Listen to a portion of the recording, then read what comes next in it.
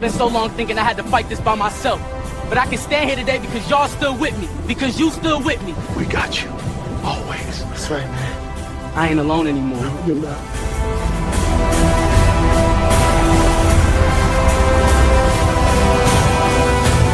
Good. Start. Good.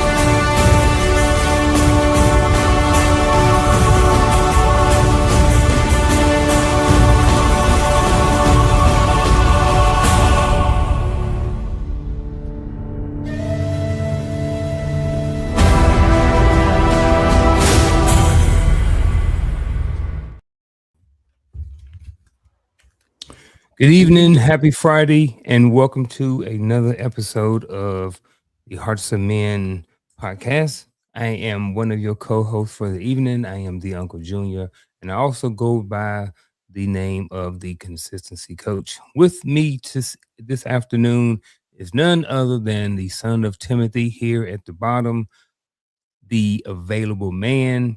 And right beside me is none other than Dr. Dwayne Dwyer, certified speaker and coach, also known as the Mindset Coach. Gentlemen, happy Friday. How are you doing this evening? I'm good. I'm good. I cannot complain. I'm with my brothers this Friday, so you know. Yeah, man. I second that. I'm good as well. Again, another Friday. I always look forward to these conversations, man. Sharing conversations with you guys, as well as with the livest chat and social media. So yeah, man, I'm looking forward to it. Great to hear. Great to hear. And I see Gaddy is repping that New York hat. If y'all have been following basketball at all, y'all see that the New York Knicks swept Cleveland 4-0. But I'm a Cowboys fan, not a basketball fan. So I really don't care. But since he had the hat on, I thought I'd shout him out. And then he got a pink one on. At least you and Coach matching, so. With that being said, gentlemen, like Coach said, I want to give a shout out to the livest chat. Definitely appreciate everyone for being here this afternoon, whether you're in the chat, whether you're on Facebook, LinkedIn, YouTube, Instagram, whatever platform you're on. Thank you for being here this afternoon. Appreciate you being here wherever you're at. Go ahead and share it, like it, and do all of those different things like that. So the people that I can see right now on the screen, I'm going to welcome to the show by name is none other than the rebirth of Nick D, Crystal Everett, RBN Robin Brower. Who else? His divine appointment. And I think that's it right now. And if someone else comes in, welcome to the show. Go ahead and hit that like button, all those different things like that. I am very, very excited. I'm very happy, very honored to be here leading the show tonight. But I know that even though I don't want to say leading, I will say facilitating the show. How about that?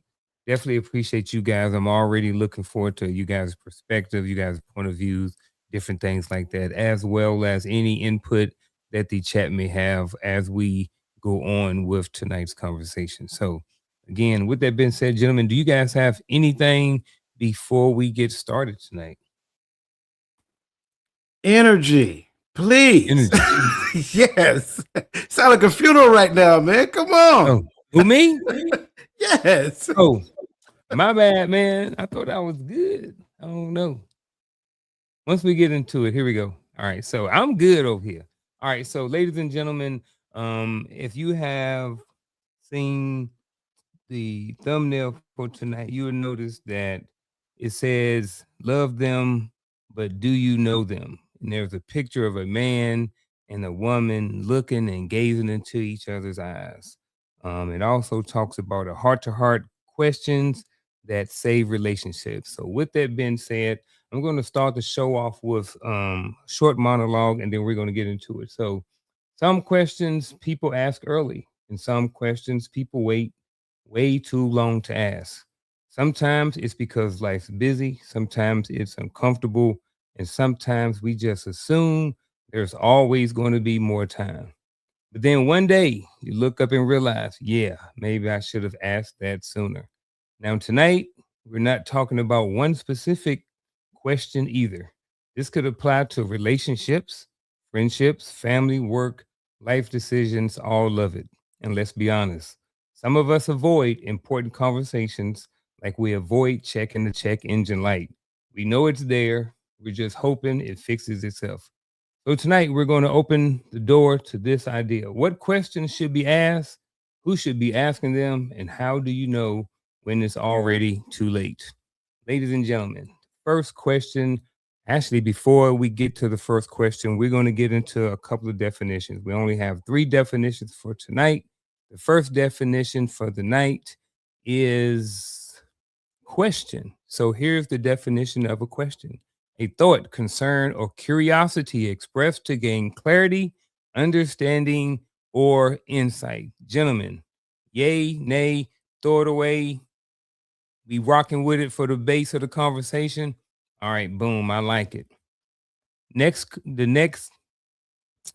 next definition is communication: the exchange of thoughts, feelings, information, and or perspectives between people. We cool with it? All right. This one, what I was a little nervous about. The next one, I was like, well, I really want to see what they say about the next one. So let's go down to timing. Timing, the moment or stage at which something happens, is addressed, or is understood. What about this one? Okay, I'm rolling with it then. Did you have something, Coach? Yeah, I'm more so okay with this one than I am with the previous one. The communication? Right, because Yeah, that's how I was thinking that same thing. the Yeah. injection of perspective, I mean, Mhm. that's kind Go of back like to saying, communication. yeah, that's kind of like saying water is wet. Mm. You know what I'm saying? Thoughts, Mhm. feelings, and information automatically includes perspective. I don't have Mhm. to add, and this is one of the things I talk about all the time. We have gotten to the point to where the word perspective is almost a easy button to say disassociation. Mm. That's your point of view. It's not my point of view. No, if it's communication, then it's an exchange of ideas, thoughts, information, whatever that looks like. To say it's a person's perspective is kind of like disingenuous. So that's why I say I'm kind of with this one. If the Mhm. word perspective wasn't in there, I would be good with it. So, Okay. so- and I don't want to hold up on definitions, but No, that's cool. Coach, you saying what you're saying, because I didn't know what the problem was. It just felt redundant to me. I didn't know why, but when you say what you say about perspective, I feel like it's used so that I can disassociate with your point, and so that I can make it as if there's another way to be right other than what you said, right? So would you say that um, to be receptive is a part of that communication, which then knocks out the idea of perspective and accept is just the exchange of it? Because I think we could stop at information, because Yeah. all of this it falls into information to me, like my thoughts, my feelings, my perspective. Correct. That's what makes communication communication. Outside of that, we're just exchanging, not even exchanging, we're just hurling ideas at one another, and there is no desire to have an understanding of what the other person is trying to say. When we a lot of times say perspective, what we're saying is that, yeah, that's what you say, or that's how you see it. Well, Mm. that's part of our issue is that we behave like the thoughts that we have running through our heads are infinite.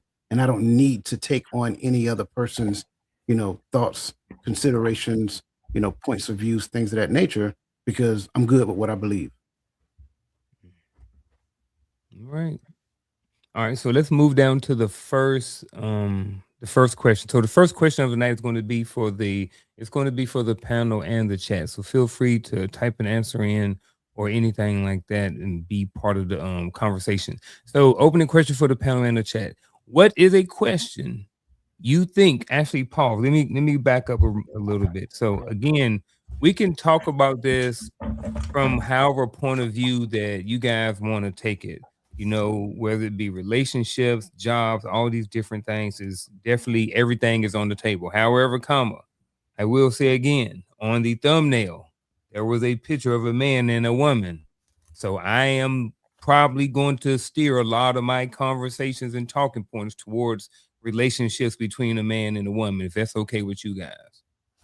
All right. So first question, what is a question you think people often wait too long to ask? Feel free to elaborate on the why.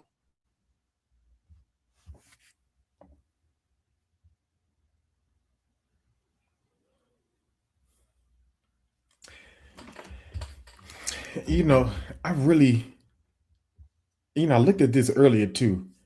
And this first question is because too late to ask. The hard part for me with this is questions are based upon a couple of things. What am I looking for? Right? Because now we know that there should be a baseline understanding with relationships, right? But what may be a tick to you may not be a tick to me. So there may be a question. You get what I'm saying? So and I get what the question is asking.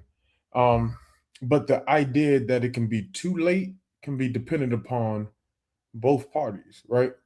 So I kind of struggled with that universal question that can be too late. But So all right, so here's let me kind of give you an example, right? So all of us have been in relationships, right? Previous relationships that ended and moved on to different relationships. Maybe those have ended, moved on, blah, blah, blah. But the thing about it, every time we got rid of or one relationship dissolved, we learned certain things, right? And as we move forward, we made sure it's like, you know what? I ain't going through that again. I'm gonna learn from this. I'm gonna ask these questions up front, right? And then sometimes things are real cool and things are fun initially up front, and we may forget to ask some of them questions. So now we've gotten into relationships 4, 5, 6 months, however long, and now those questions come up. So in those aspects, that's kind of where the question is coming from. It's like, yeah, you know what I'm saying? Yeah, and I get that, but that's why I say because I'm pretty sure your marriage and my marriage dissolved for two different reasons, probably, right? But if we go down to the root of it, it probably is the same. It could, yeah, you're right, and that's why this conversation is. I feel like it's going to be good. But so for me, it's more of the conversation more than the question for me, because my thing is I don't think we really, when dating, right, we don't have conversations about values and upbringing, because that plays a major part in a lot of the issues and hiccups that at least I've experienced in relationships. Because I'm a New Yorker, and since I left New York, I've only dated like Southern girls. Two completely different worlds of thought, school of thoughts, right? And so just the way we do household, making a home, we do that vastly different. So I think it's just having that conversation about values and upbringing so that we know whether or not we come together, we know, can we make this, can we blend these and build a home together, build a family together without, and I know Coach hate this word, but without the compromising of what we believe or we stand for. So like having one of the things maybe too late is having the conversations about differences and seeing if our differences,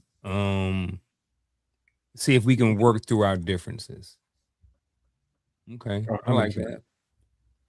So I'm going a totally different route on this one, simply because at the end of the day, I don't. Well, let me say it like this.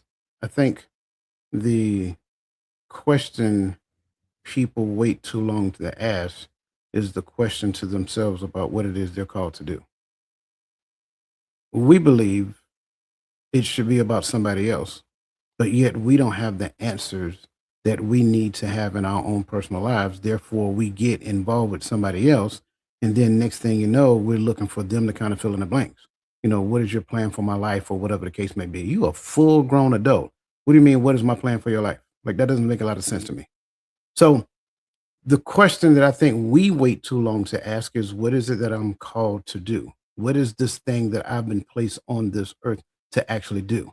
As a man, that gives me, like we used to say in the Army, gives me purpose, direction, and motivation to wake up every morning and do that particular thing. So now, if and when she shows up, when she has questions for me, I have answers. Whether they're for her, that's for her to figure out, not my job to enforce it upon her. So it's not about the question that I have for somebody else. It's the question that I have to have for myself and stick with it long enough to come up with the answers. Mm. What's that other Okay. question you asked? The one that you said we ask too often.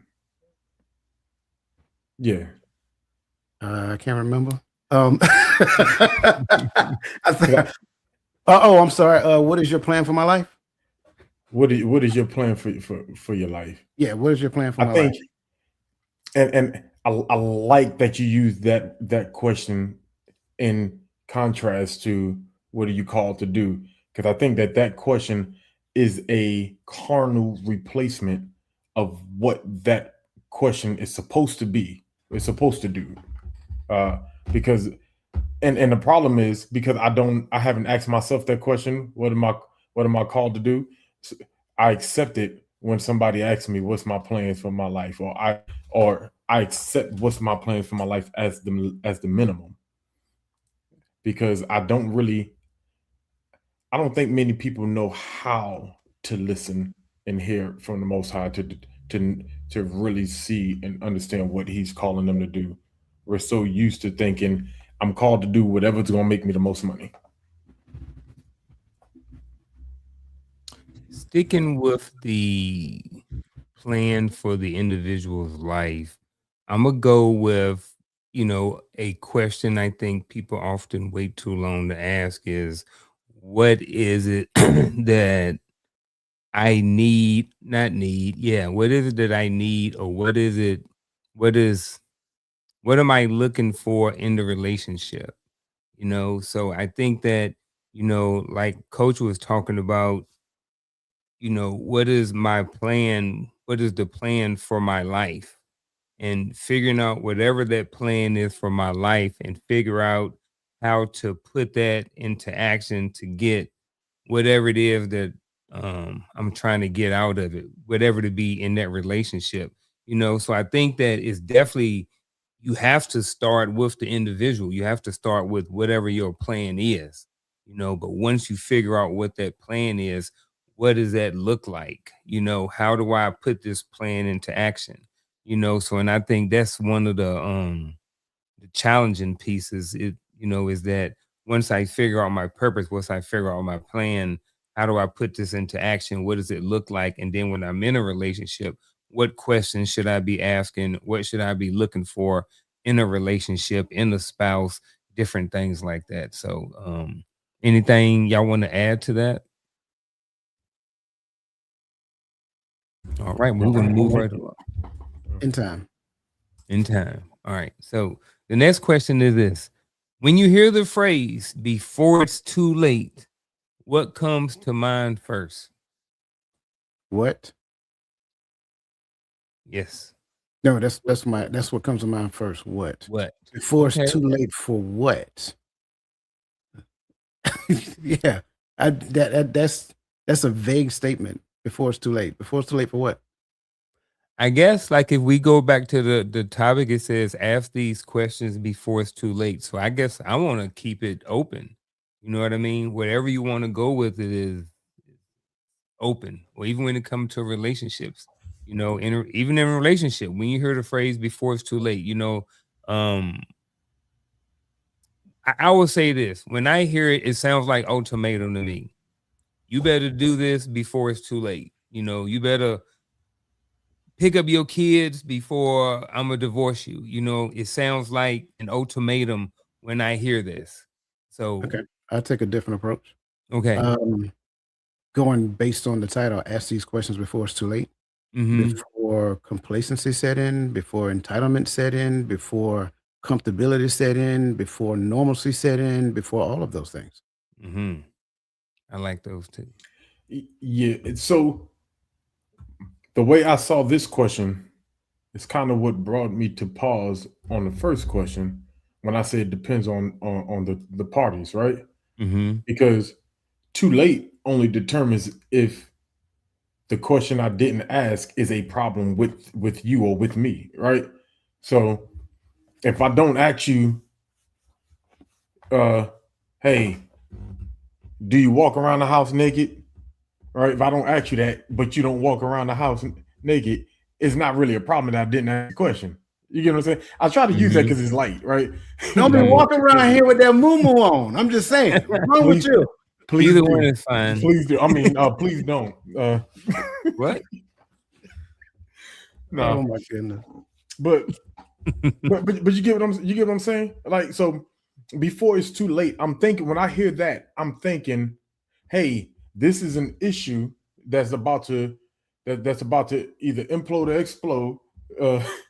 But either way, it needs to be addressed before it does, right? Before it explodes and blows up in my face. So I have to address it. I have to ask this question.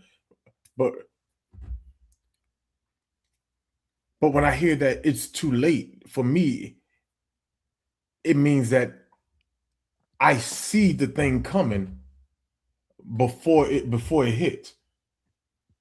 And so that's why I had a question, issue when it says, what questions do we hold on to often until it's too late?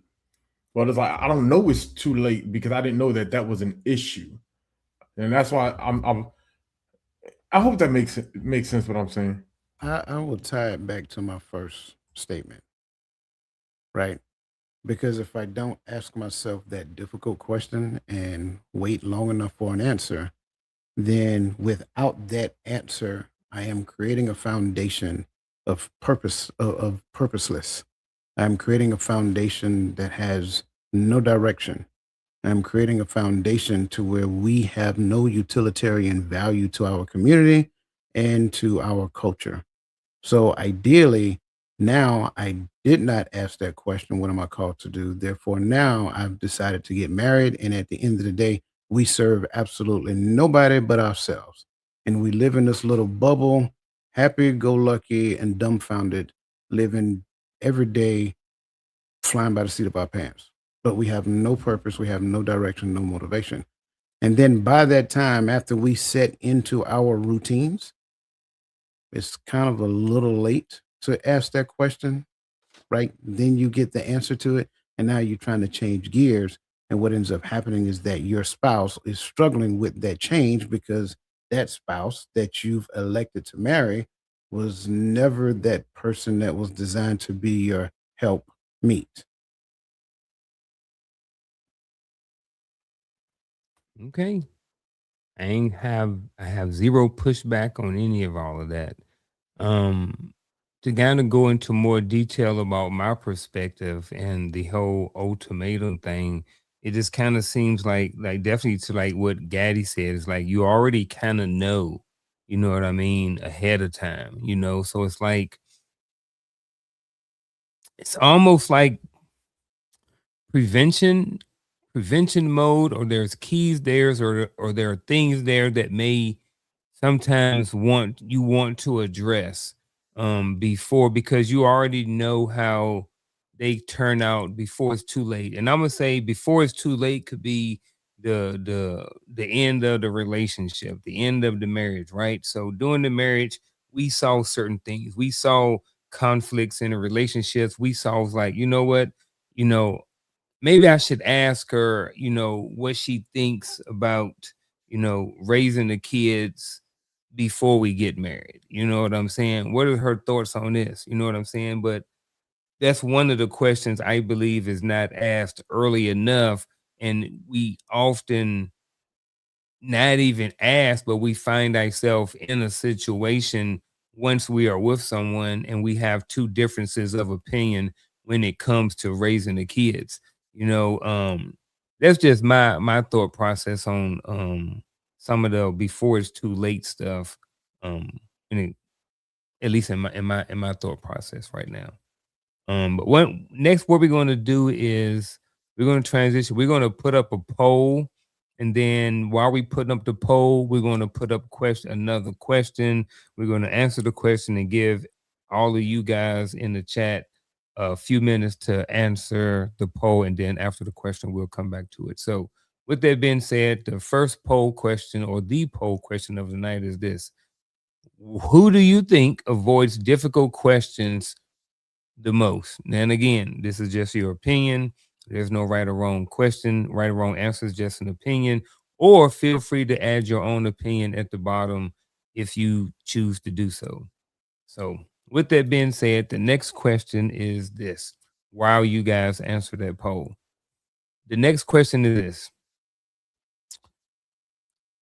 do you think certain questions apply to everybody, or do you think different people need different conversations? And what I mean by this is, like, when we're talking about relationships, like we may be talking about relationships between a man and woman right now. So do you think that there are certain questions that apply to everybody, or do you think, they're more specific, or that different people need different conversations? So that's where this question is coming from.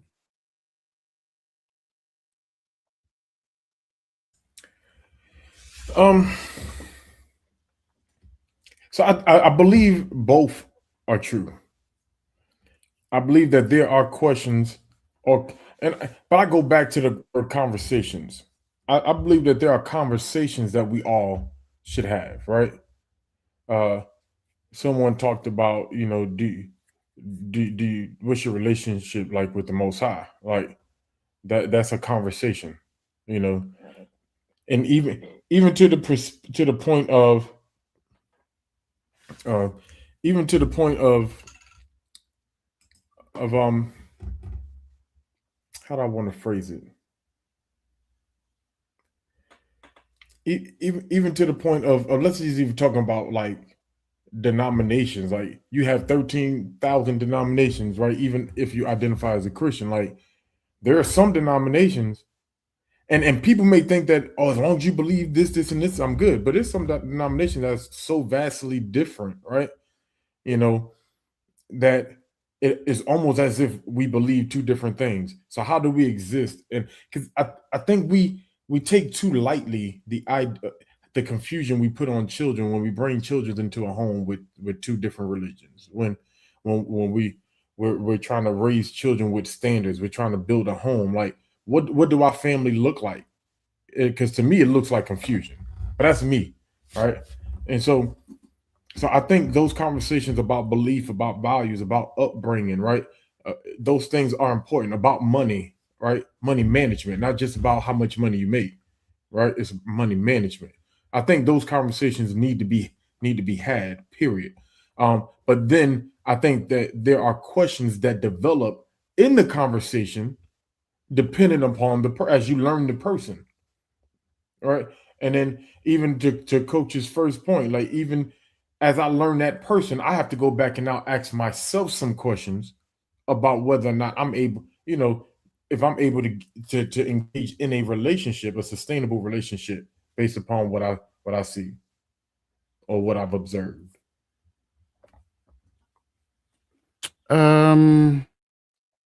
I'm looking at the question again. I'm looking for the question because thank you. Do you think certain questions apply to everybody? Yes. Or do different people need different conversations? No. I think they may need different approaches to conversations.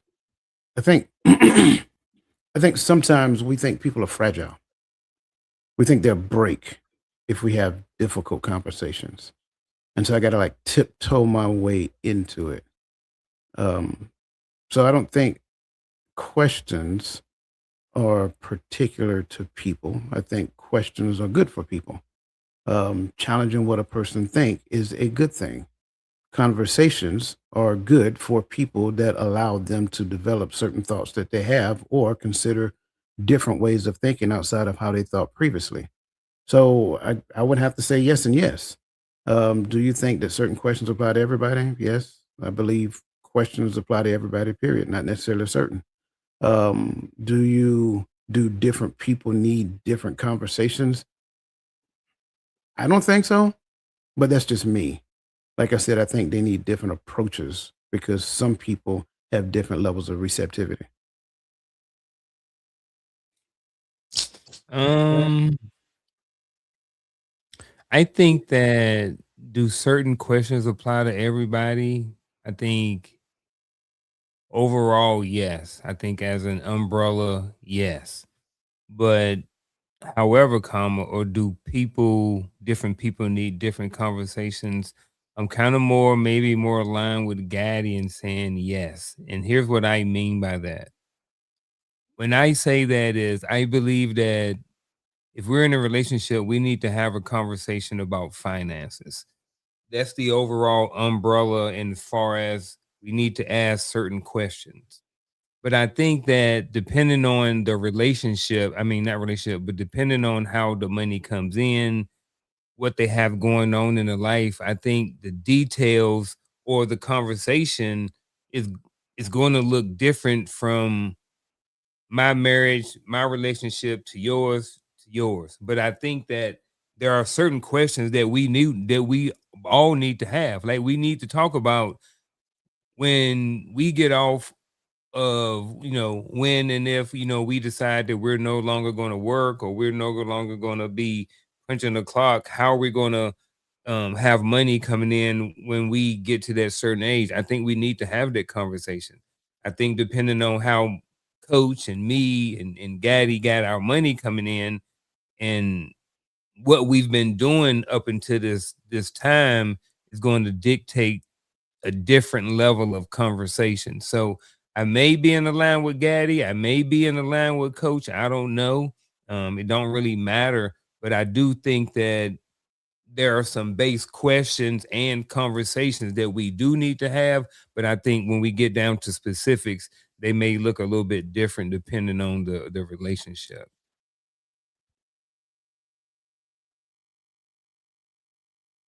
Now, let's get back to this poll. So the poll question was this: who do you think avoids difficult questions the most? Or you can feel free to add your own. So we had some parents, we had friends, spouses, and young adults, and it looks like the parents had the most. So I don't know what you guys chose or if anybody chose something different. But I am looking to see if somebody chose something different. I don't know if I missed it or not, but I don't really see anything. So we didn't have it. Do we have a different one? Yeah, someone put something in there, and they tagged you. I think it was his Divine. Let me say, put me in, Coach. It was a good one. She said, I answered people, but for the poll, she answered number 2. So just people in general, everybody. Yeah. Okay. Yeah. Okay, parents. I want to know what y'all choose? And if you guys feel free to elaborate on why you think. Because I like the Friends. I was kind of rocking with the Friends one, but what y'all think? For the sake of the poll, I chose Friend because nobody chose Friend yet. I don't think nobody's exempt. Yeah. I don't think nobody's exempt. I just chose based on my experience. I know it's harder to have more difficult conversations depending on the conversation, but with my children as a parent, there's certain things I'm not ready for the answer for, and I'm hoping that they answer one way, but there's a chance that they answer the other way. So, and it's not that I don't ask the questions, but I think as parents, I think sometimes we're more nervous or afraid to engage in certain conversations with our children. Not all parents. I ain't said all. I know Coach busting the door. Boom. What you doing? Who you got in that closet? Who you got in that closet? I'm joking. I see all of them. I can rock with all of them. I think, when it comes to parents, I can see parents not wanting to ask questions, but I think it depends on where you are in your parenting. Me, my oldest is 31. I'm 50. So there ain't really too many questions that's really off the table. Yeah. But when they were younger, there really wasn't too many questions that was off the table. There was some that was a little bit more challenging and I guess kind of difficult question because I may not necessarily really wanted to know the answer, but I definitely can see how parents struggle with that. Some parents. I definitely see the friends one. I think that sometimes the people that are looked at as friends and call each other friends are not always friends, and they don't always, you know, tell the truth and sometimes avoid some of those questions for the sake of the friendship. And spouses, I think, definitely experienced that in my first marriage. Avoided certain questions, didn't want to know the answer. Um, and I can definitely see, working in education, definitely seeing young adults struggling with asking difficult questions. So I'm like with Coach, man, I can see it all. So see everybody struggling a little bit with asking questions. It depends on where they are in life. All right. Excuse me. Moving on to the next question, which is this. Definitely appreciate everybody's participation with the poll as well. And if you hadn't already, go ahead and participate again by hitting that like button and sharing this conversation or this video with somebody else. So what makes some conversations easier to delay? Easier to delay. That's the key. Easier to delay than others. Now, this may or may not apply to you. This may apply to the 19-year-old version of you or the 24-year-old version of you. So feel free to attack this however you want to do it. So what are some conversations easier to delay than others?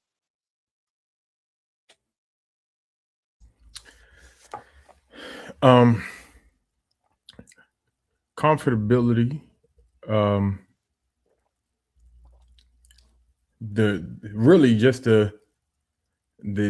the ability to even know to ask the question. I think a lot of things when we talk about questions that are not asked or delayed, I think a lot of times some people just don't know to ask certain questions. But when I'm looking at it, I'm thinking just for the sake of the concept, I'm thinking more on the comfortability. It's like it's the reason why I chose parents, right? Because when you think of parents and you think of tough conversation as fathers, what's the first question we think about, or the first conversation we think about? It's having to talk with our sons about girls and about extracurricular activities, right? Right. But y'all will get this right away. I get frustrated when I go in there to have a conversation with my son about why you spending way too much extra time in the commode room by yourself, and there's a random sock on the side of my toilet. Brother, I'm not stupid. I've been there before. But I don't want to have that conversation because the last thing I'm gonna talk to my son about is that, you know what I'm saying? Like, but it's not that we didn't have the conversation. I know but it's not that I'm not going to have the conversation. It's just the comfort level of the conversation is what causes the delay. Any other conversation, hey, let's have it. I mean, we can have that one too. Just give me a minute. Do not put that sock in the washing machine. Throw it in the trash. Fear, man. The answer is fear. Fear. Ooh. What makes some conversations easier to delay than others? Fear. That's generally it. Now, of what becomes the question? Fear of a particular outcome. Fear of emotional volatility. Fear of the repercussions of this conversation after the conversation is finished. It's a number of different things, but the answer is on Family Feud. This is the number one answer: fear. It is fear. That's what makes people delay conversations. I like the comfortability. I was thinking comfortability when Gaddy was talking about it, but in a totally different way. I also like the fear. But what I went with is because I can. So some conversations are easier to delay than others because I can. And Give me an example. here's an example, right? I'm in a relationship with someone, and the young lady, every time she's always talking about, hey, I want to get married. I can delay the conversation because I can. I'm getting the milk. I don't have to buy the cow. I don't have to have the conversation about marriage. She's allowing me to stay in her house for free. She's allowing me to get whatever I want and do whatever I want to do. And I don't have to do anything. I don't have to have the conversation about being married. I can delay it because I don't need to. Sounds So like I fear. think, sir. and I'm not saying that that's me. That's not me. But I am saying that is something that I have seen, and there's something that I have heard about, is that people sometimes delay conversation. And one of the things that makes it easier for them to delay it is the comfortability. They don't have to change their place where they're at. They can stay right where they're at and nothing has to change. Sounds like fear, sir. Sounds like fear. Yeah, I was about to say my only pushback was I like the answer, but I don't know if I can't use that on every example. And so I guess that's why I'm where I would push at it, right? Because I can't say that about the next conversation. Yeah, I could, and even with that one, I can kick the marriage conversation, I can kick that bucket down the road only as long as the other party allows me to. Until there's an ultimatum, until That's my it's point. too late. So That's why it's easy to delay, because I don't have to commit. I don't have to get married. I can It all sounds like fear. and I don't come sit care down how with you me. change this conversation. We can call it avoidance. We can call it comfortability. We can call it I don't have to. We can say, oh, well, I got to work today. It don't matter what it is. It's still fear. Fear of the fear of an unwanted outcome. I agree. Unwanted outcome. I like that. I like that. Did I have any questions? I was just looking to see if there was any in the comments or not. I didn't want to miss anything. If I did, somebody start for me. Moving to the next question, and this kind of goes back to something Gaddy talked about earlier. Do you think people genuinely know when something important needs to be asked? Feel free to elaborate on it.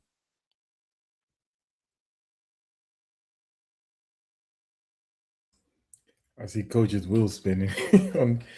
I do think that there are some questions.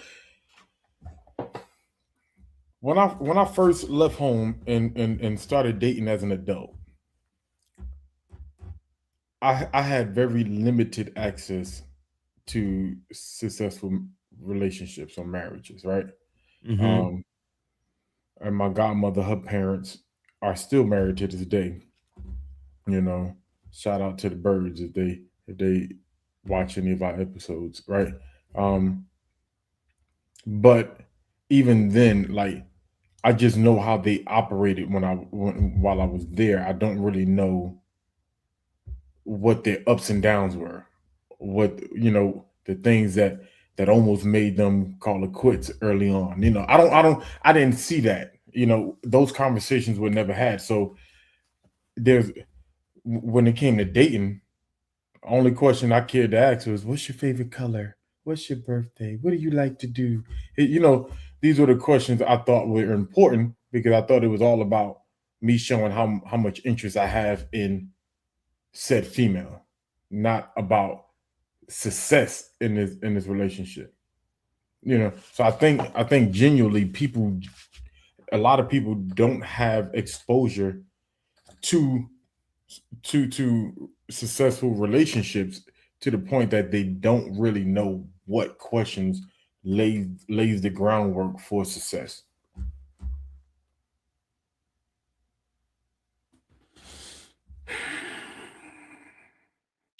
Do you think people genuinely know when something important needs to be asked? Sure. But do they really know the question to ask? That might be the issue. I think knowing when, I mean, I don't, you can tell when something is off. You can tell when something is wrong. You can tell when something needs to change, whatever.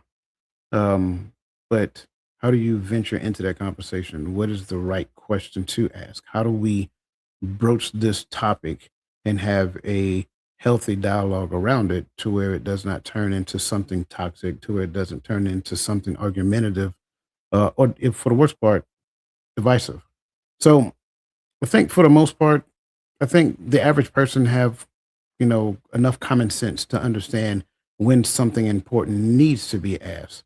I just am not 100% sure they know the right questions to ask.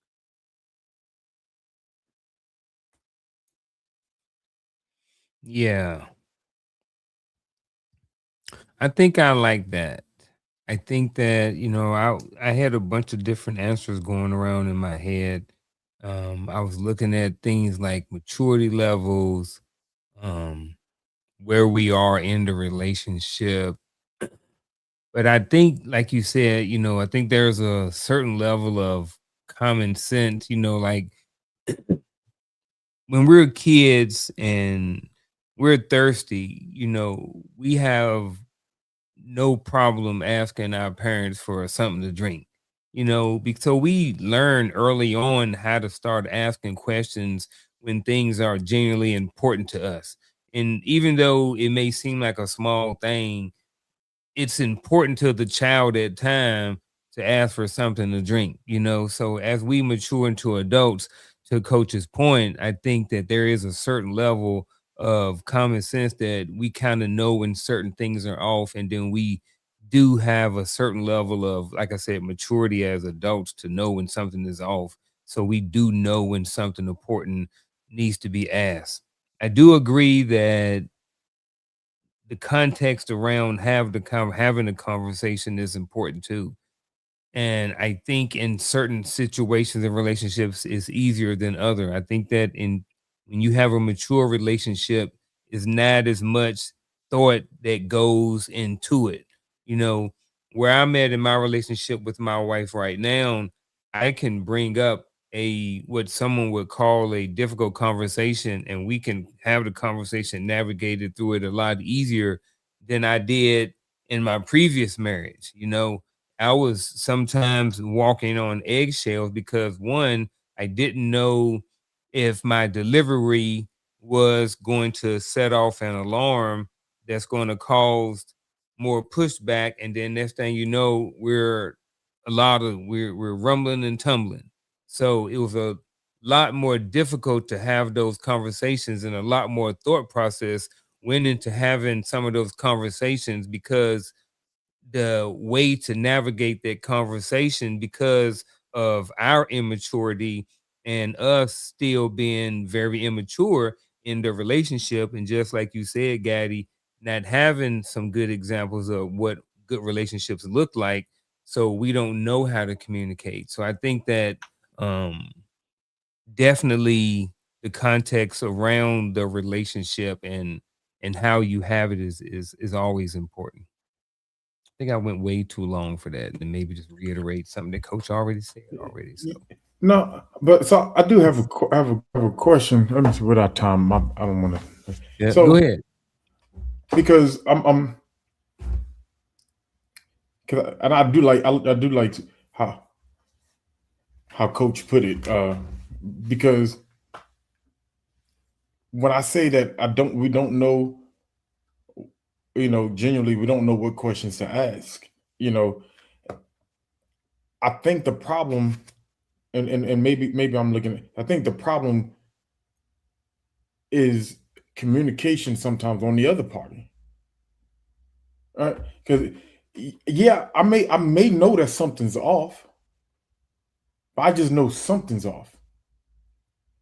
I don't know. We have so now does that become my responsibility because you walking around here funny because you have an attitude about something you refuse to communicate with me? Mm-hmm. So now does that become, and I'm asking, so now does that become my responsibility to chase you down to figure out what your problem is so we can have the conversation? Or is it that person's responsibility to collect themselves, come to me and have have the conversation, because I don't know what the issue is. I just know you in a funky mood. It's the responsibility of the person who says that the relationship is more important than the two parties. So that's coach. I got to call him then. That's because he don't I want to. mean, sometimes the other party don't want to be the bigger person. Sometimes it's us. Sometimes it's been us. And leave him in the friend zone. There you go. Hey, it's not rocket science. Right? It's not rocket science. I'm just saying. I think we make things more difficult than what they need to be. Mhm. I think at the end of the day, the ability to have effective communication should be seen long before you get to the point of saying I do. If that person cannot have effective communication, honest communication, communication to where you get to grow and move beyond this difficult situation, that might not be a person you need to tie your life to. I agree. I wish I would have known that then. I was about to say the exact same thing. Actually, Thanks for no, telling I me that don't. now. Actually, no, I don't. I'm glad I didn't know it then. It is what it is. Moving right along. Next question. This is a true or false question. However, comma, it has an explanation to go along with it. So, true or false, gentlemen, there are questions people avoid because they fear the answer. There's that word fear may change something or circumstances and explain. Maybe we don't need to, but go ahead. I already did. He already Yeah, did. I'm about to say, yeah, true. We know, yeah. Okay, well, let's move down to the next one then. So the next question is this. This is about timing. Is timing important to asking questions? Now, if so, how do I know when the timing is right? And if not, explain why timing is not important. You want me to go first on this one? There you go. Okay.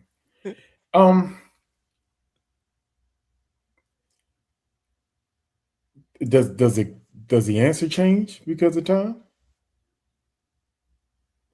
And if so, then that means that if it do change because I asked it 2 minutes later, that just means that your response was going to be based upon your emotions at the moment. But if because when we say timing, timing to me always connects back to the whole, do we know when is the right time to ask questions, right? That means something is happening, or something is about to happen, or something has happened, whatever the case may be. If I ask you, why did you do a certain thing, does it you answering that question changes? The reason why you did it changed because I waited 10 minutes?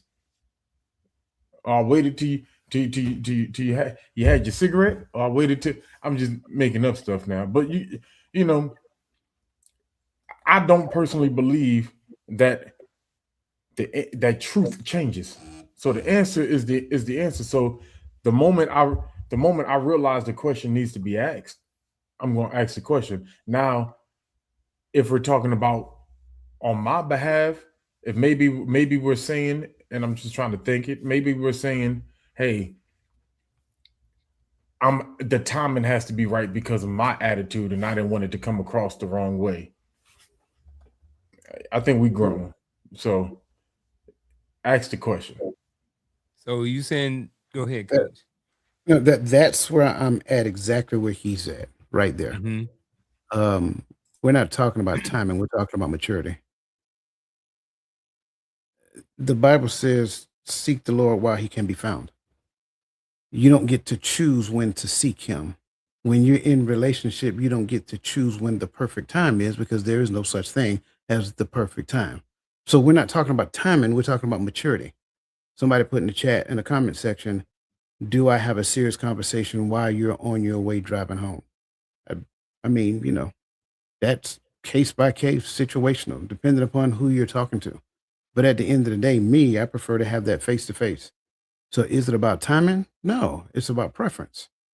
The preference of me being able to look you in your face, your eyes, and have this conversation with you right then and there. Because you driving down the street, Now we're having a serious conversation. You might have all different types of distractions. Now I'm putting your life in danger while trying to have that's a maturity issue. It's not a timing thing. So I don't think it has anything to do with timing or what people tend to say the right time. See, the world will tell you that you have to have the right timing, but then the world also deceives you when it comes down to relationship.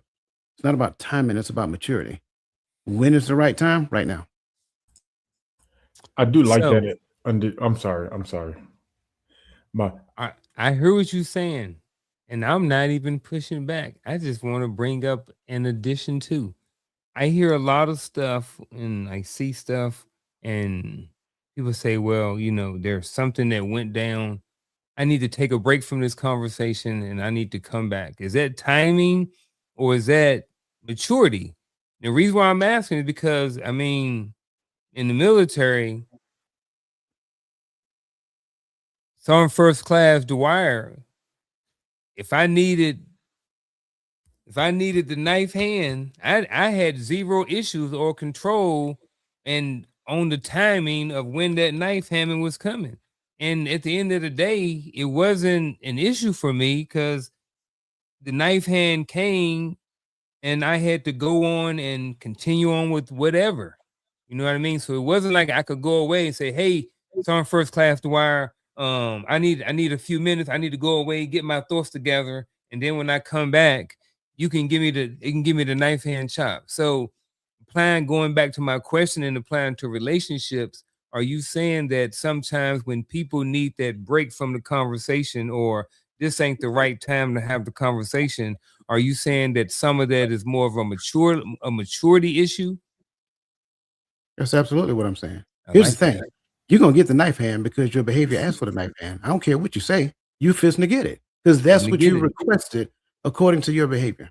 So when I give it to you, that's when you're gonna get it. You don't get a chance to take a break. This is totally different though. Right? You're Mhm. talking about, husband, wife, whatever that looks like, right? That's a different thing. If you're talking about a person who gets emotionally filled during the conversation, it is a highly mature act to ask for a timeout. Has nothing to do with timing. It has to do with understanding how I am in this conversation, and I am no longer serving this relationship any value. And being mature enough to say, hey, I need about 10 minutes to gather myself because I don't feel like I think I'm a little full right now, and I'm not going to give this conversation the attention that it needs. I'm going to make it all about me, and I don't want to do that. So going back to your point, the relationship is still the most important person in the relationship because at the end of the day, that's the decision maker. Not you, not me. When I make it a timing thing, I'm making it about you or I'm making it about me. Mm. Yeah, it has to be a maturity thing. And before I say why, put this disclaimer. I love you, ladies. Y'all amazing. But the reason why I say it's a maturity thing is because no, but but for real, and I don't even think the women can deny it, but women know how to push buttons better than anybody. I don't think men have mastered the art of pushing buttons like women, you know. Um, and I don't know, I don't know the reason why. And so I know, and sometimes they know when they're pushing buttons, right? Sometimes it's on purpose. I want to say most times, but I'm gonna give some grace because, like I said, I love the ladies here in Empowering Perspective community. You know what I mean? They A1, all right. But anyway, but other than them, women know how to push buttons, and knowing and men, we know that. Y'all can save face and if y'all want to, but we know that they know how to do it. And the reason why it's a maturity thing, because instead of responding to the fact that she's pushing your buttons on purpose, you walk away so you can get yourself out of that energy that you're moving into, and then you come back when you calm down so we can redress this thing, because you're pushing my buttons and I'm not going to respond in hostility. Right. So for me, I think it is a level of maturity to get up and walk away for a moment. Not for good, but for a moment.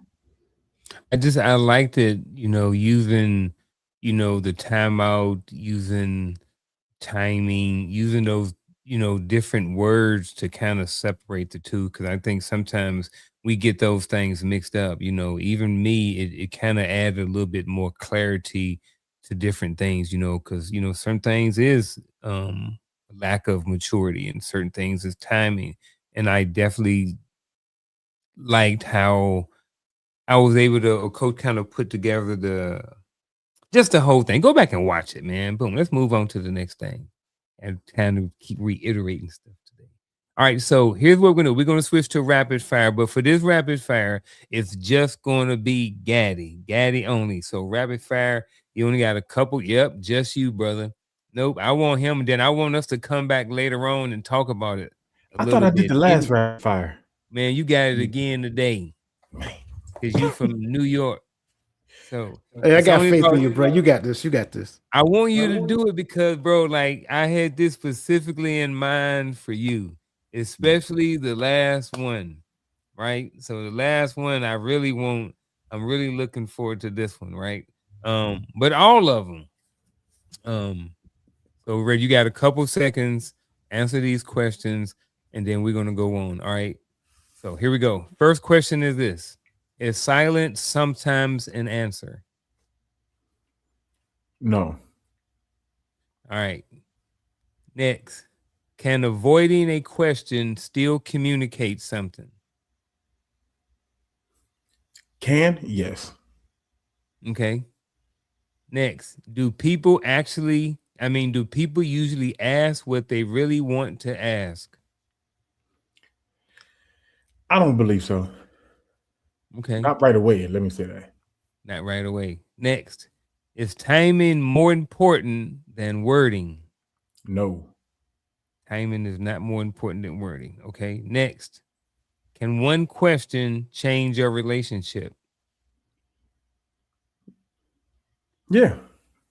One question can change your relationship. Depending Okay. on that question. Yeah. Okay. Next. Do people regret the question they ask or the ones they didn't? The ones they didn't, I would say, but if you don't want the answer, don't ask the question, I guess, Okay. Next. Are difficult conversations easier in person or text? Actually, easier is the word you use. Easier over text, more effective in person. Easier over text, more effective in person. Okay. And the last one. Should every question be answered honestly? Should, yes. Okay. All right. Good job, Gaddy. Coach, any of these? Yeah. Any of these you want to come back to, Gaddy, to go back and talk about? Coach, any of these things y'all like, look, let's go back and I want to know more about this one. Any of them?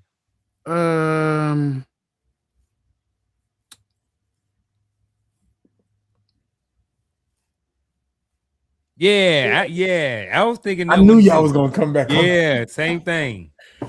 Can one please explain, sir? Yeah. so I know everybody probably thinking I'm saying for the negative, but it can also change for the positive, right? If I ask a question, right, on either side, negative or positive, but if I ask a question, for instance, I have a friend who likes anime. He doesn't look like he likes anime at all, and so the type of women that attract to him. No, I'm being for real. Like anime. I just want to. He look like he be on the block. I got it. I'm just saying, if you're looking for me, I'll be on. That's what he looked like, right?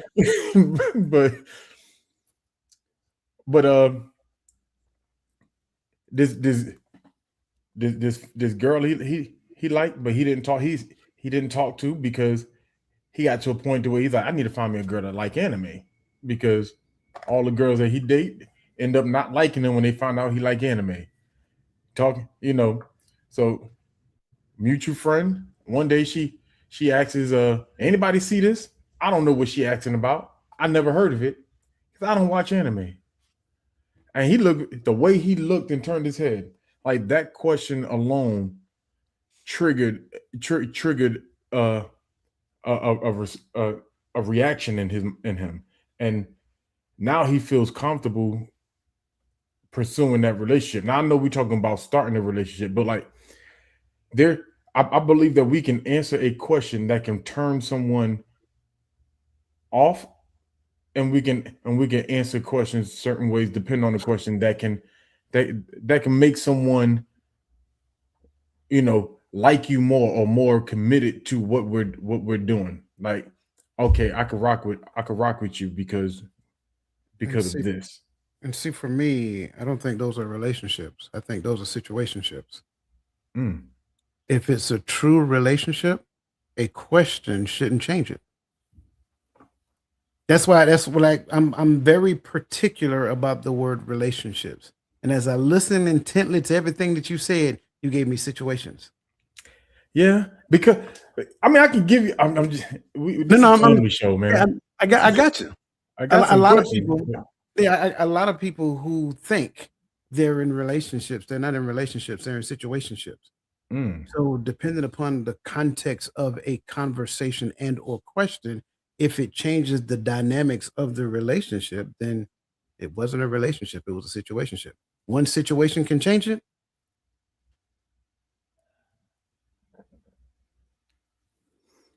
I have questions. We're gonna be in the back office all night tonight. No, stop. I'm joking.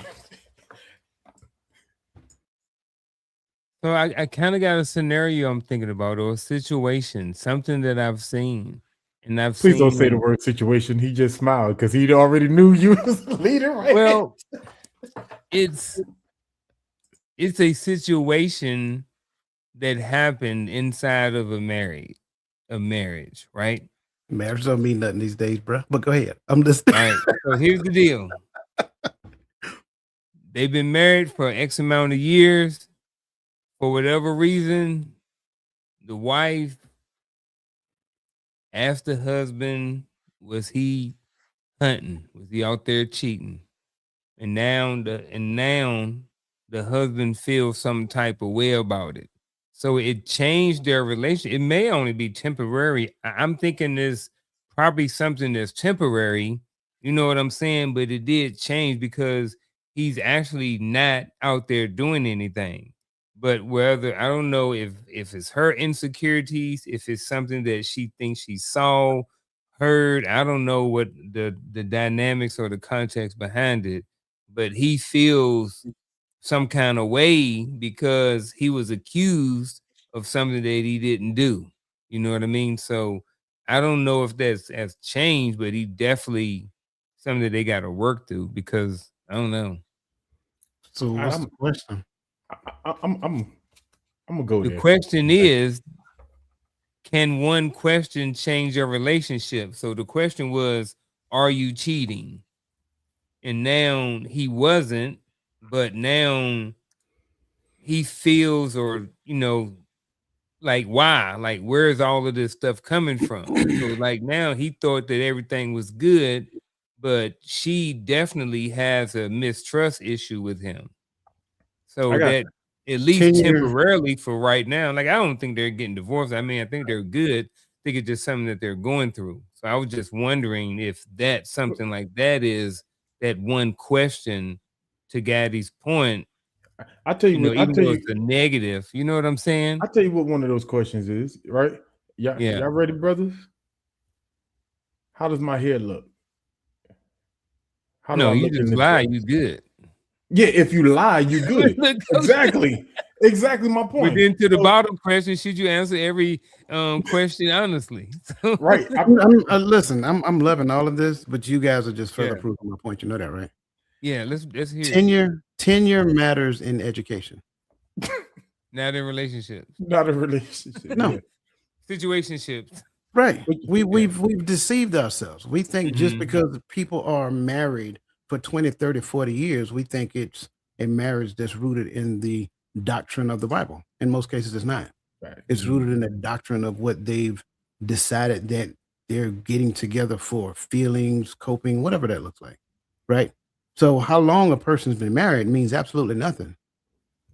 If you have the capacity to ask me a question like that, and there is no relevant evidence that states that that's a warranted or substantiated question, then you're asking me from the seat of your own insecurity. Situationship. Situationship. Oh, Gaddy. So if she asked me that question, we in a situation shit? Situationship. Man, How does my hair look? I mean, if that changes, even if I give you an honest answer, and I agree, every question should be answered honestly. If you don't want to know the answer, don't ask me the question, because I'm gonna tell you the truth. Your hair look like a mop. I don't like that wig. Take it off. Go put some. Wear your natural hair for once.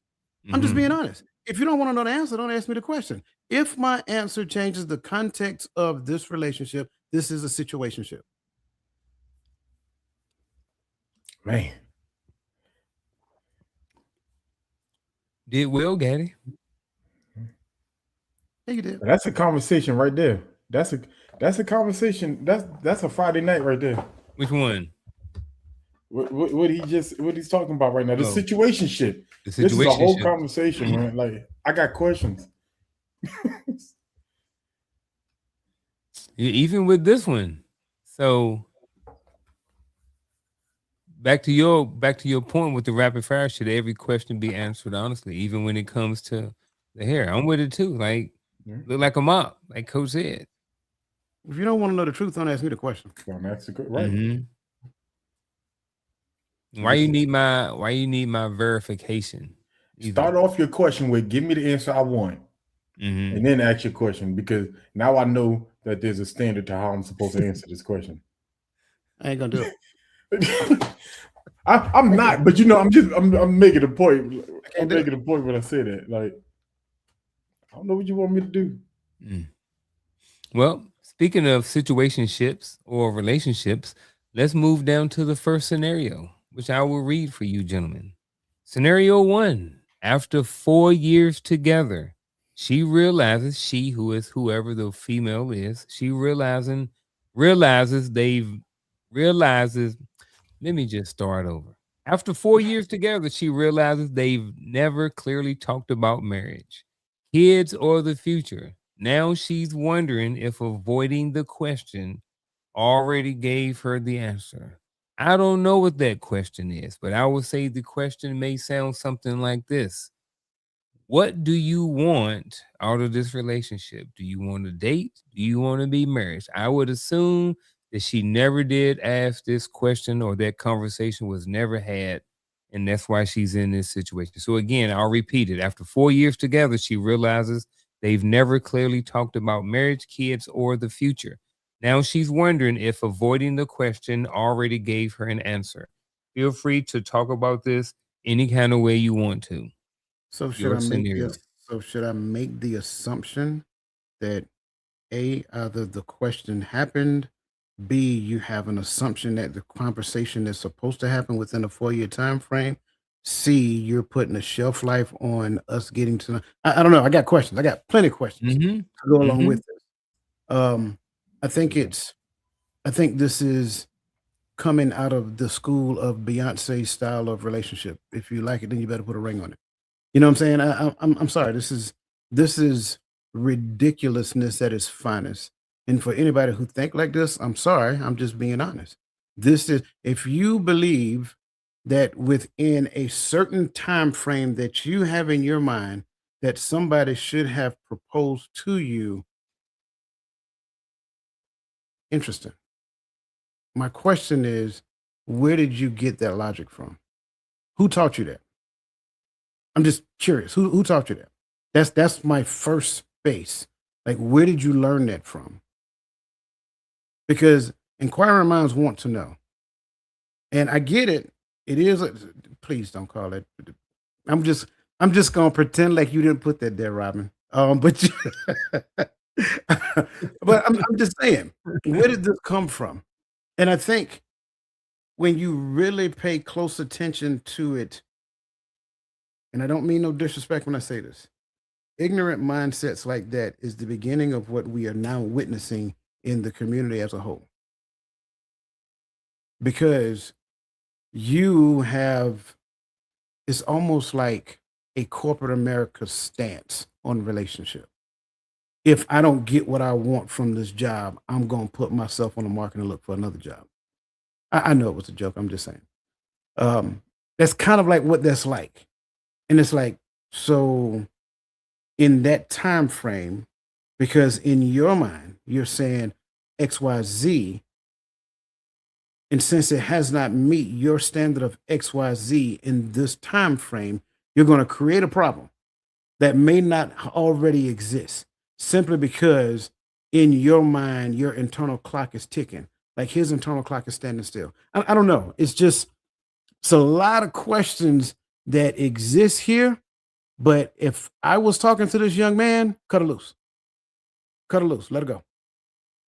Let her go out there and find somebody who will agree to the 6 months time frame or whatever that time frame looks like in that person's mind. Because clearly they don't understand the fact that at the end of the ceremony, her last name changes to his.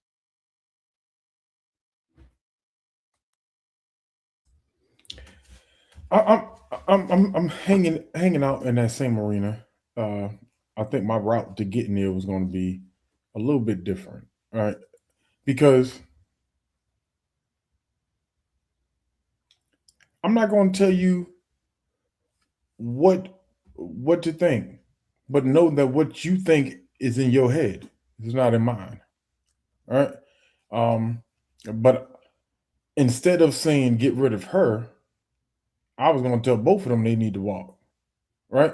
Because if you're limiting him, 6, 7. please, I'm so sick and tired of seeing these kids do that, talking about 6, 7. So when you did that, they just struck a nerve. That's not what I was just saying. I was saying 6 in one hand, half a dozen in the other. But I got you. I know, but that's exactly what I was thinking. What I was thinking in my head is my kids. When I 6, I'm like, go on somewhere.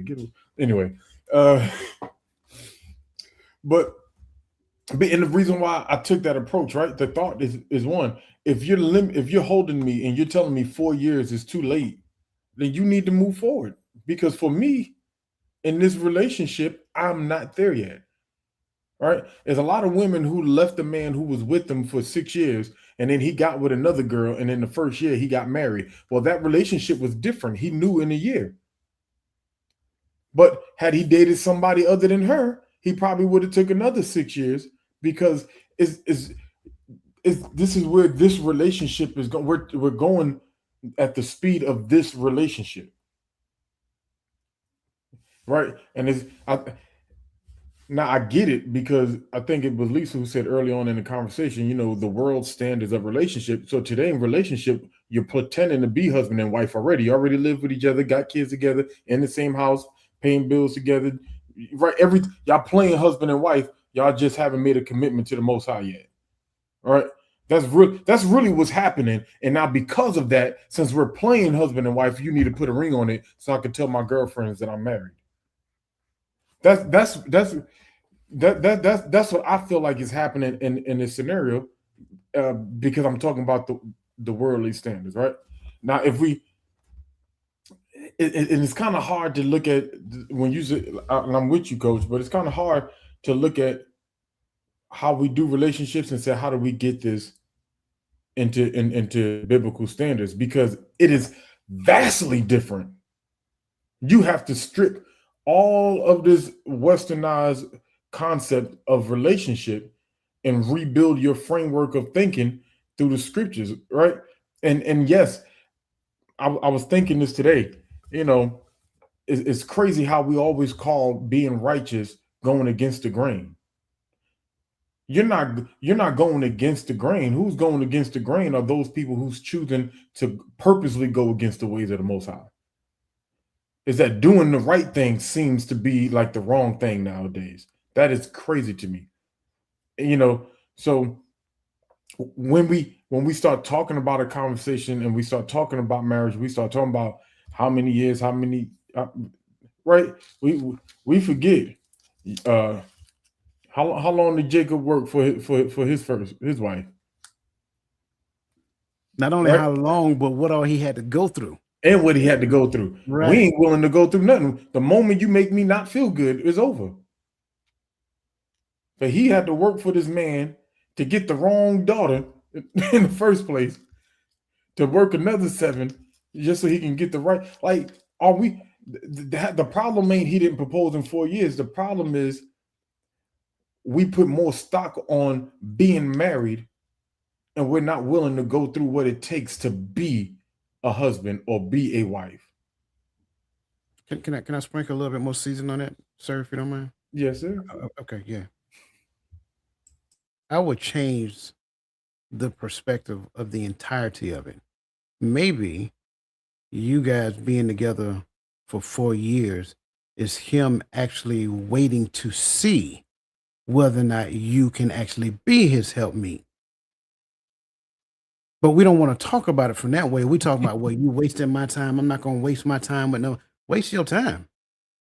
So the time stopped when you were created? I'm just, so I think we look at things from the wrong lens. We look at things from the lens as though, me, and me, when at the end of the day, it's supposed to have been a we thing from day one.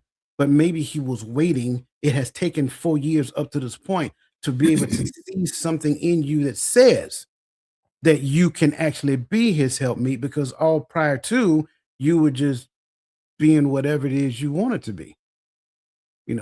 Catching flights and sailing and living your best life. But in his mind, he's seen something more, and he was waiting for you to mature into that. We don't like talking about stuff like that.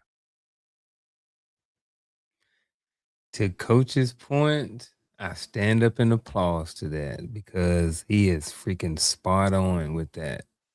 Because that's where I found myself at. I was married for 19 years the first time. You know what I'm saying? So when I found Shell, I was like, yep, I want her. But when I found Shell, she was young and I fresh out of a marriage. So I smelt like my ex-wife. You know what I mean? Not literally, but for the last 19 years of marriage, that was the woman that I was with. You know what I'm saying? So I had to get all of that off of me, you know what I mean? And make myself available to whereas ready to be in a relationship. And to Coach's point, there were some things that Shell had to work on as well. You know what I'm saying? This ain't no secret.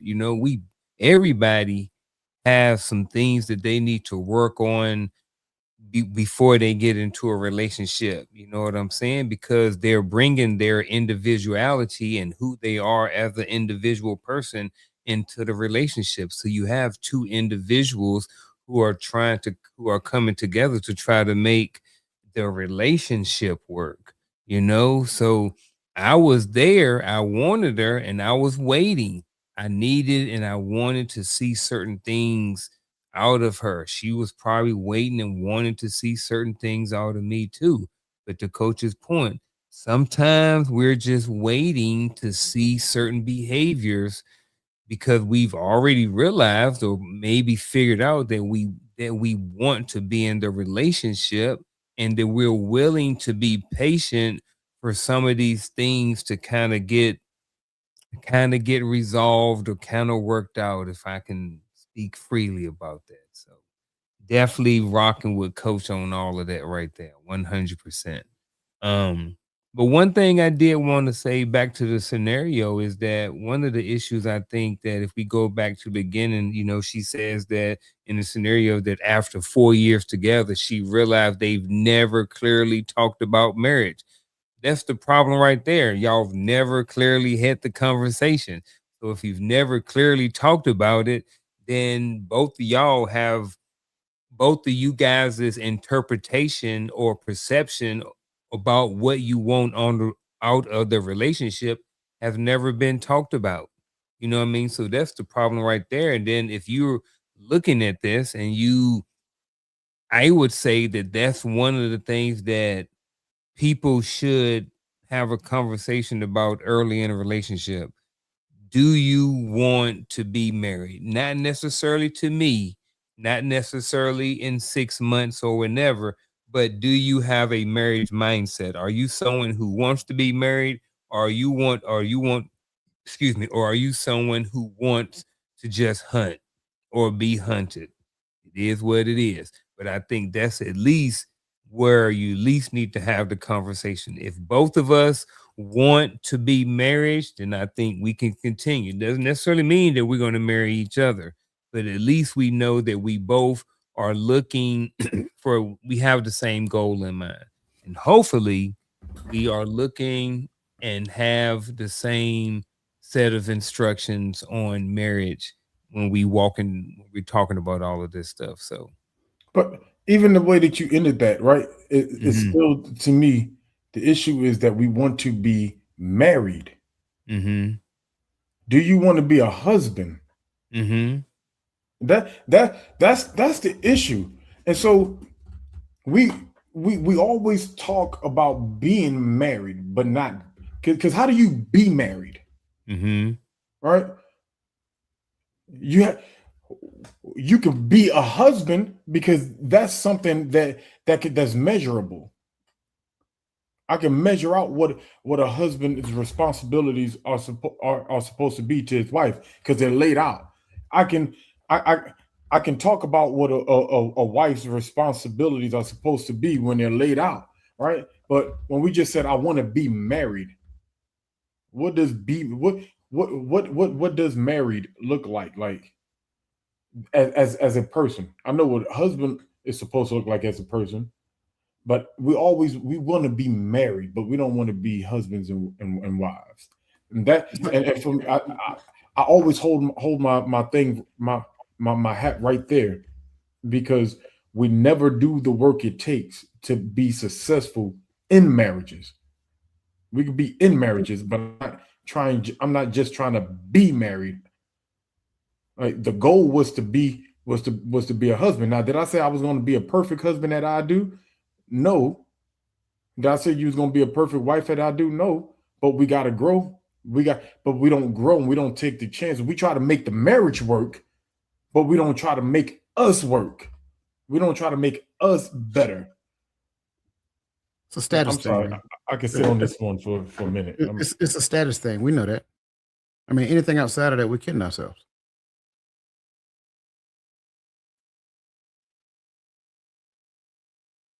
Do you think that is? Yeah. Well, anytime it's about status, you're going to have people chasing status. It's just probably something, whether it's marriage, whether it's a position in the church or position in a job or whatever. So yeah, I definitely get all that, man. I definitely appreciate everything so far. Sheesh, I thought we had a little bit more time. So what we'll do is we'll go through the final thoughts. I'll throw the final thoughts question up there, and then we'll have it, and we'll just go around. We'll start with Gaddy, and then I'll go, and then Coach finish it up, and then I'll come back and close out the show. But so the question would be this: I'll read it off, and then we can throw us up individually, just so everybody can see the question or whatever. So the final thought question for the night will be this. And then we'll get to the final thoughts again. So looking back on our lives, what's a question we think people should consider asking earlier? Now this, we talked about relationships, but I want to broaden it out if you want to. So whether that's in relationships, family, friendships, work, or even within themselves. So that'll be our final thought question for this afternoon.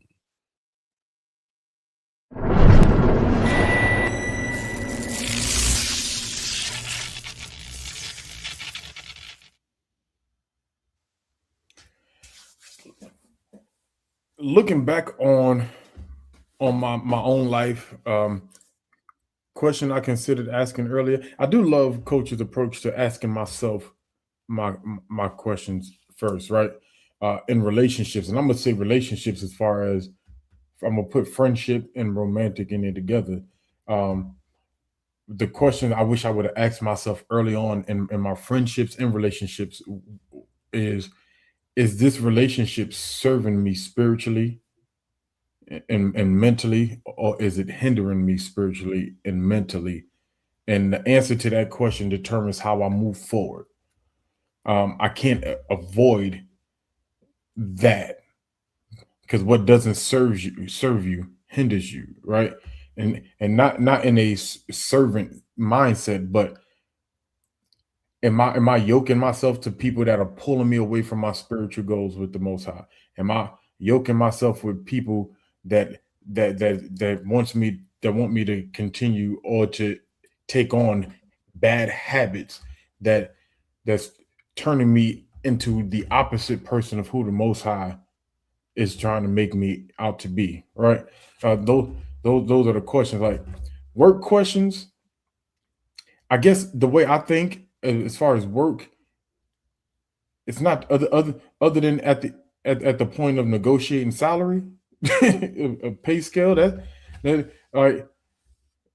My only question is, what's my responsibilities? I've read the job assignment, but I know you didn't want me to do all 16,000 things on this. So what is my responsibility in this team, right?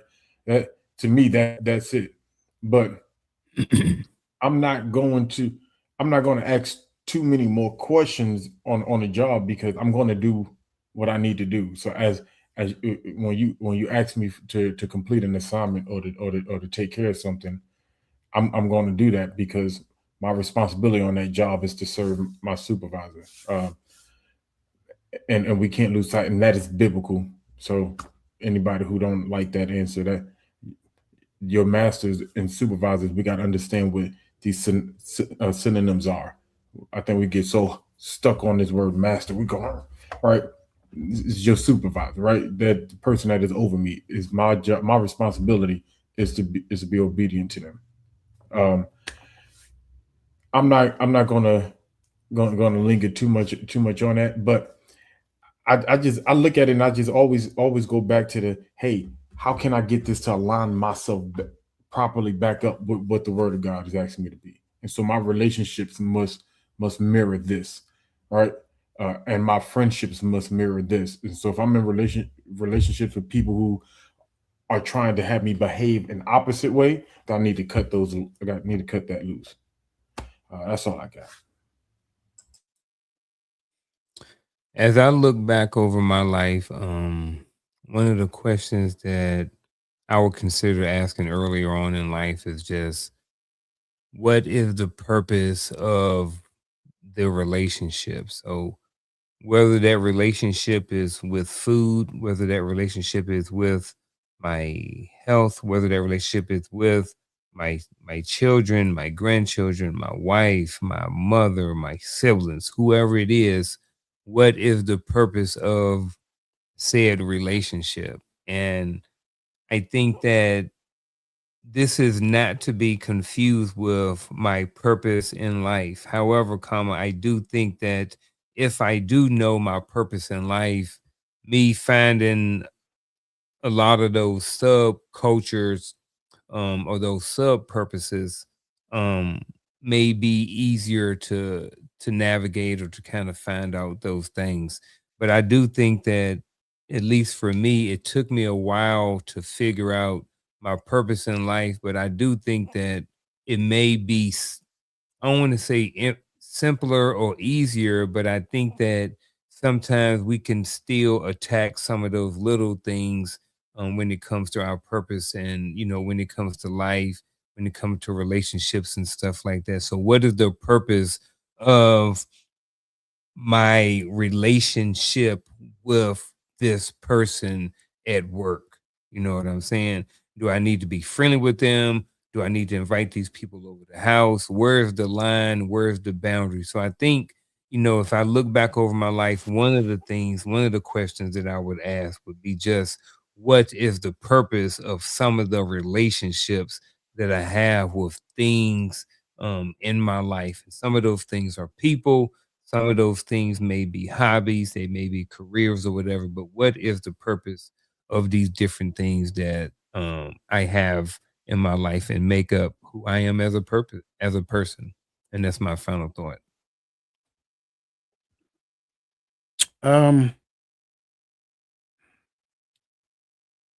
What's the question you think people should consider earlier? I kind of gave one earlier.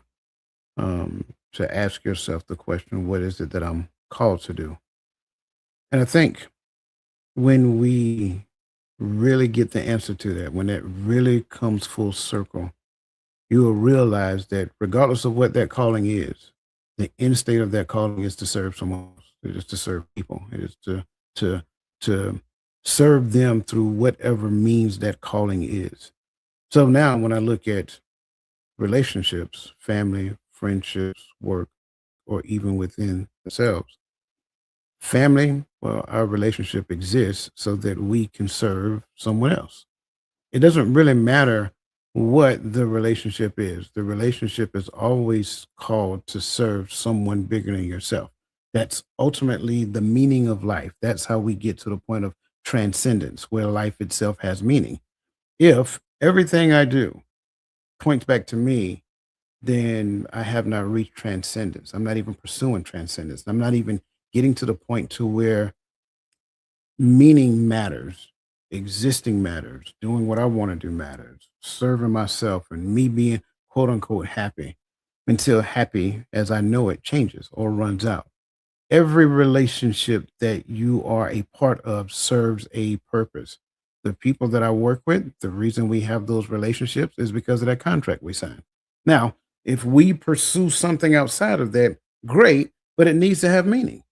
And a lot of times until we get there, those relationships outside of that, they become another empty vessel that we've involved ourselves in. So the question has to become, how does these relationships serve someone else? Because if these relationships don't serve someone else, I'm not necessarily just talking about the people in the relationship. It should be a symbiotic relationship between these two people, three people, whatever that looks like. But the relationship also must exist to serve outwardly. And if it's not serving outwardly, then now I have a responsibility to actually look at that relationship, analyze that relationship, either come to an understanding of why it does not, or sever that relationship because it has no meaning. Everything in life, for a life of purpose, have to have meaning behind it. And that's my final thought. Gentlemen, I definitely appreciate all the words of wisdom, all the perspective, all the different thoughts, all of those different things. Definitely appreciate everybody who was here with us tonight in the chat, who had questions, who had comments, all of those different things, people that responded to the post, everything. Definitely appreciate everybody for being here this afternoon. As you can see at the bottom of the screen, that is the lineup. So if you can't read it, well, actually, I'll read it for you. So there you go. Every Friday, Hearts of Men podcast, 8 p.m. Eastern Standard Time. The third Saturday of the month, 10:30 a.m. Eastern Standard Time, is the Hearts of Women Coaches Corner every Tuesday, 7 p.m. Eastern Standard Time. And on the fourth Saturday, 10:30 a.m. Eastern Standard Time. What is that? I can't see it. Got my glasses. That's I got my glasses. reframing the image of relationships. Reframing the image of relationships. Bam. There you go. So, gentlemen, do y'all have anything else before we roll out? Nope. That's it. All right, ladies and gentlemen. I hope y'all have a great weekend. And we will see y'all around like a donut. Good night.